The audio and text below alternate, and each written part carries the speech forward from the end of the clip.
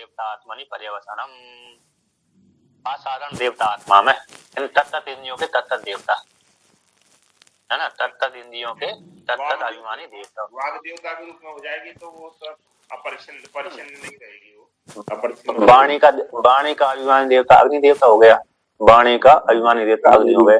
तो तत्त इंद्रियों के तत्त देवता, तो असाधारण देवता आत्मा में पर्यवसान, तो पर्यवसान हो गया। तो इस प्रकार से जब तक वो देवता में परिवर्तन नहीं होगा तब तक उसका मोक्ष संभव नहीं है। इस प्रकार से तो जब तक बोलेगी नहीं तो उसका उस वाणी का मोक्ष संभव नहीं है, वचन कार्य को न करके। इन देवता आत्मा में परिवर्तन हो जाना ही मोक्ष कहलाता है। अतो नामना अतिग्रहण गृहीता भाग्य उच्यते। इसलिए नाम रूप अतिग्रह के द्वारा गीत जो गृहित होती है वह बाघ कहलाती है। नाम से युक्त होती है, नाम से युक्त होकर के वाणी बोलती है, उसको बाघ कहते हैं। क्योंकि बाघ इंद्रिय है तो कुछ ना कुछ बोलेगी, तभी तो बाघ, नहीं बोलेगी तो बाघ ही नहीं है ना। कुछ ना कुछ शब्द, जो भी शब्द उच्चारण करेगी, अच्छ करे चाहे हल करे, अंतस्थ करे चाहे उष्ण वर्ण करे, अर्थात जो भी घटपट आदि शब्दों का उच्चारण करेगी वो नाम ही होंगे। तो नाम रूप अतिग्रह के द्वारा गृहित होती बाघ। अर्थात दोनों में परस्पर सहयोग, एक दूसरे का भाव रहता है। एक के बिना एक की सिद्धि नहीं हो सकती, अन्योन्य आश्रय दोष होता है, इसको अन्योन्य आश्रय दोष बोलते हैं। जैसे चक्षु की सिद्धि रूप करता, रूप की सिद्धि चक्षु करती है, तो अन्योन्य आश्रय दोष से ग्रसित है। एक के बिना एक की गति नहीं हो सकती। रूप है लेकिन चक्षु नहीं है, तो रूप है लेकिन चक्षु नहीं है, तो जिसके पास में चक्षु नहीं है उसके लिए रूप का काम का। जो अंधा है वो अंधे के लिए तो रूप कुछ काम का ही नहीं है। चाहे जैसे उसका कोई विवाह आदि हो गया, किसी सुंदर स्त्री से विवाह हो गया अंधे लड़के का, अब उसके बाद चाहे रूपवती हो चाहे कुरूपवती हो, उसके लिए रूप का कोई उपयोगिता उसके लिए नहीं है। तो इसलिए चक्षु के लिए चक्षु है तो रूप है, रूप है तो चक्षु है। एक दूसरे के परस्पर एक दूसरे के अन्योन्य आश्रय दोष से अन्योन्य आश्रय वाले होते हैं। तो कहते हैं नाम रूप अतिग्रह के द्वारा वह बात इंद्रिय गृहीत होती है।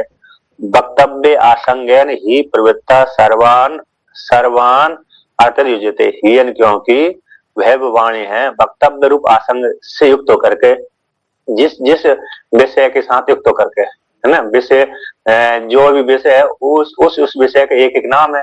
तो वक्तव्य रूप आसंग रूप से वह वाणी सारे अर्थों के साथ युक्त हो जाती है, विषय से युक्त हो जाती है। जो वक्तव्य कौन हो गए, वचन, इन शब्द है, तो शब्द किसी ना किसी विषय के साथ जुड़े हुए हैं। तो विषय के साथ युक्त होकर के वक्तव्य रूप आसंग से युक्त होकर के वह वाणी सारे विषयों से जुड़ जाती है। यानी जो भी हम शब्द का प्रयोग करेंगे कोई ना कोई उसका विषय होगा, तो सारे विषयों से जुड़ जाती है वाक है। तो समानम अन्यत, समान कैसे, और सारे अन्य समान है। इति त्वक पर्यंत अष्टग्रह, तो त्वचा इंद्रिय पर्यंत 8 ग्रह हो गए। स्पर्श पर्यंत अष्ट अतिग्रह, और स्पर्श पर्यंत एते अतिग्रह, यानी त्वचा इंद्रिय हो गई, त्वचा इंद्रिय के त्वक इंद्रिय हो गई, ये 8 ग्रह हो गए। और इंद्रिय का जो विषय हो गया स्पर्श आदि, तो वो अतिग्रह हो गए। एक हर इंद्रिय का एक एक विषय हो गया। इस प्रकार से जान लेना चाहिए। तो 8 ग्रह 8 अतिग्रह। तो ये अंतिम पंक्ति टीका में दिया है घ्राण जिह्वा, तो अष्टिति त्वक पर्यंता में जो है ना, घ्राण वाक जिह्वा चक्षु श्रोत्र मनो हस्तौ त्वक इति उक्तान ग्रहण निगमयति, जान लेना चाहिए। गंध नाम रस रूप शब्द काम कर्म स्पर्श ये अतिग्रह जान लेना चाहिए। इस प्रकार संग्रह करके दे दिया। अब दूसरी श्रुति का पाठ करते हैं। उसकी व्याख्या अब तीसरी यानी चौथी श्रुति का पाठ करते हैं 715 नंबर पृष्ठ पे। तो जिह्वा वैग्रह सा रसेन अतिग्रहण गृहीतो,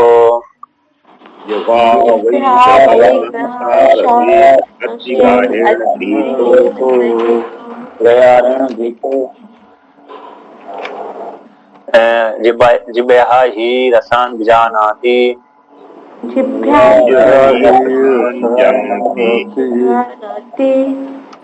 कहते हैं जिब्बा ही ग्रह, जिब्बा रूप इंद्रिय है ना, वो ग्रह है, सब है, रस रूप है, रसना इंद्रिय के द्वारा, रस के द्वारा, रस रूप अतिग्रह के द्वारा गृहीत होती है। जिब्बा ही रसान विजानाति, जिब्बा इंद्रिय के द्वारा ही रस को जानता है।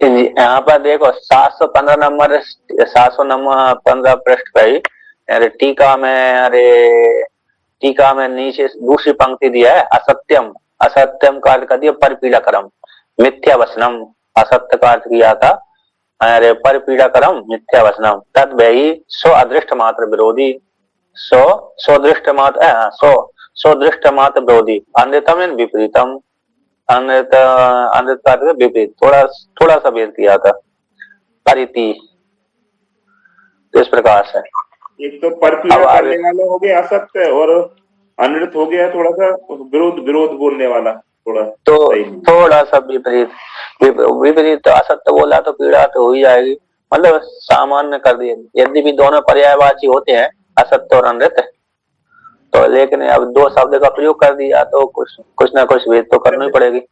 इसलिए सत्यम वदस्यामि ऋतम वदस्यामि, वहां पर भी दो शब्द आते हैं, ऋत और सत्य, दोनों एक ही बात है।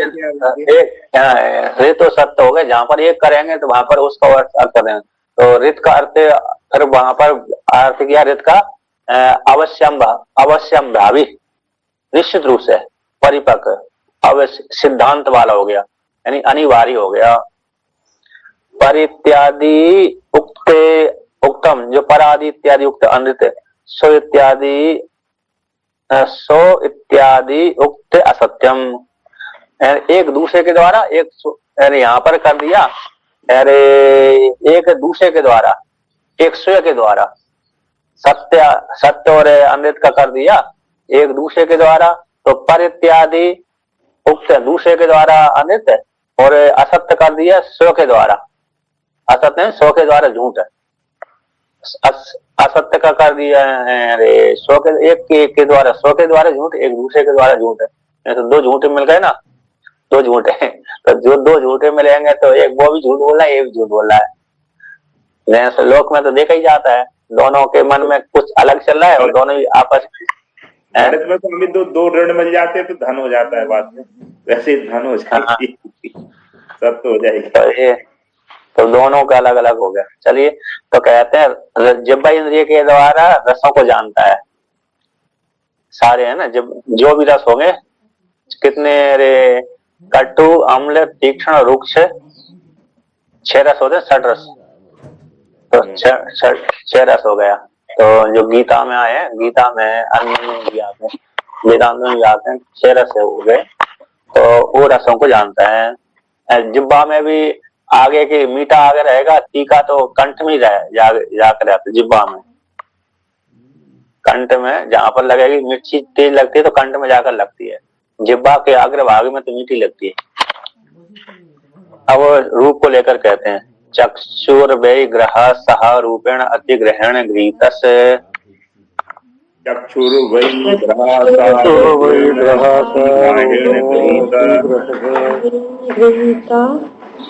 चक्षुषा ही रूपाणि पश्यति,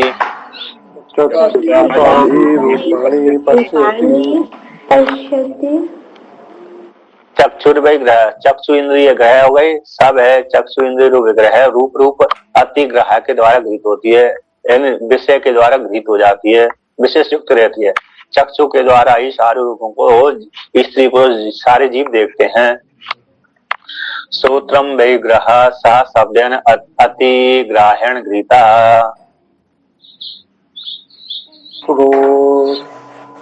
श्रोत्रम वै ग्रह सह शब्देन गृहीता, श्रोत्रेण ही शब्दान शृणोति,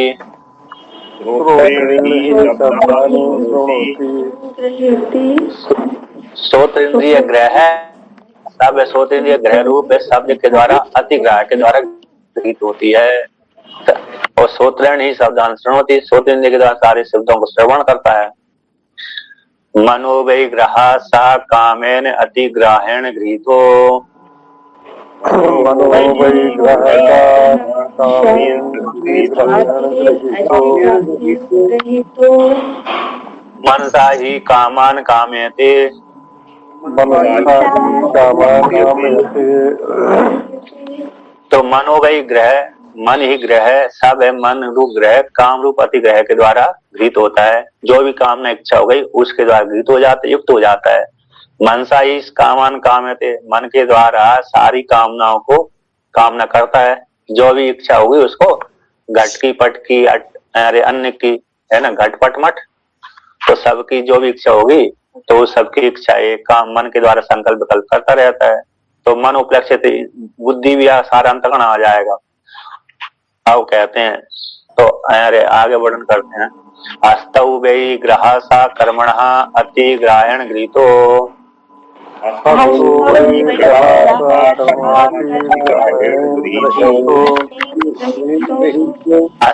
अस्ताभ्याम ही कर्म करोति कर्म करोति। हस्तौ दोनों हाथ ही ग्रह सब है, हाथ ग्रह के द्वारा है ना, हाथ रूप जो ग्रह है कर्म के द्वारा अतिग्रहण गृहीत हो, अतिग्रहण गृहीत हो, तो कर्मभूत अतिग्रह के द्वारा हस्तरूप ग्रह गृहीत हो जाता है, युक्त हो जाता है। हाथों के द्वारा, दोनों हाथों के द्वारा ही कर्म करता है व्यक्ति, चाहे यज्ञ वाले कर्म करे चाहे अन्य कर्म करे, तो हाथों के द्वारा ही कर्म करता है। त्वग वै ग्रह सह स्पर्शन अतिग्राहण गृहीतस्य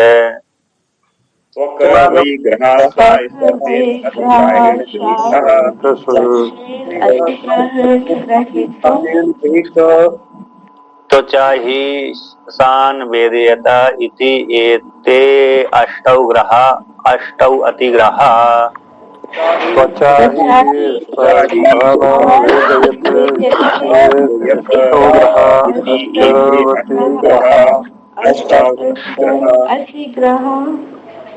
तो त्वचा इंद्रिय ग्रह है, सब त्वचा इंद्रिय ग्रह है। इस पर 3 से 9 ऋचा तक 7 हुए, तो 8वां क्या पैर को माना है? नहीं, 8वें ग्रह तो 4 लाख 8 ही तो ग्रह हो गए। पहला अरे वहां से चालू हुआ है, कहाँ से चालू हुआ है? ग्रहण से, प्राण से, प्राणो भी ग्रह, तो एक प्राण का अर्थ है ग्रहण, ग्रहण से युक्त होकर के प्राण, तो वहां से प्राण एक हो गया, प्राण ग्रहण एक हो गया, बाघ इंद्रिय दूसरा हो गया, जिह्वा तीसरा हो गया, चक्षु चौथा हो गया, श्रोत इंद्रिय 5वां हो गया, मन 6ठा हो गया, हाथ 7वां हो गए, त्वचा इंद्रिय 8वीं हो गई। तो त्वचा त्वक इंद्रिय ग्रह हो गई, सब स्पर्श रूप अतिग्रह के द्वारा विषय के द्वारा गृहीत होती, युक्त हो जाती है। त्वचा के द्वारा ही स्पर्श को जानता है व्यक्ति, कठोर कोमल कर्कश है ना, कठोर भी होती, कठोर स्पर्श हो जाता है, कोमल स्पर्श हो जाता है, कर्कश हो जाता है। अग्नि को छूंगे तो दूसरा प्रकार का स्पर्श होगा, अरे वस्तु घटपट आदि वस्तु को छूएंगे दूसरे प्रकार से स्पर्श है, बालक बालिका को छूएंगे तो दूसरे प्रकार का स्पर्श, इस प्रकार से। इति एते अष्टौ ग्रह, ये 8 ग्रह हो गए, अष्टौ अतिग्रह, उनके एक एक इंद्रिय के एक एक विषय 8 ग्रह हो गए। तो उपसंगतेषु ग्रह अतिग्रहेषु आहा पुनः, ग्रह और अतिग्रह एक ऐसे बंधन वाले हैं, मृत्यु है, मृत्यु की कोटि में ही आते हैं, तो इनका उपसंगार हो जाने पर पुनः अरे जारत कार्य अर्थ भाग, जारत कार्य जरत कार्य हुआ ना, तो जरत कार्य अर्थ भाग ने पुनः पूछा याज्ञवल्क्य से, तो क्या पूछा? याज्ञवल्क्येति होवाच, याज्ञवल्क्येति होवाच यद इदं सर्वं मृत्योरन्नम्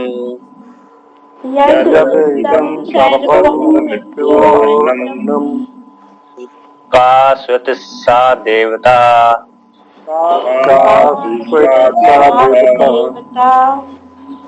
यस्या मृत्युरन्नम् इति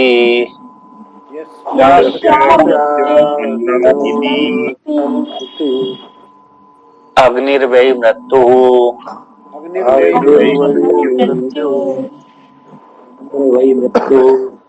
सो अपाम अन्नम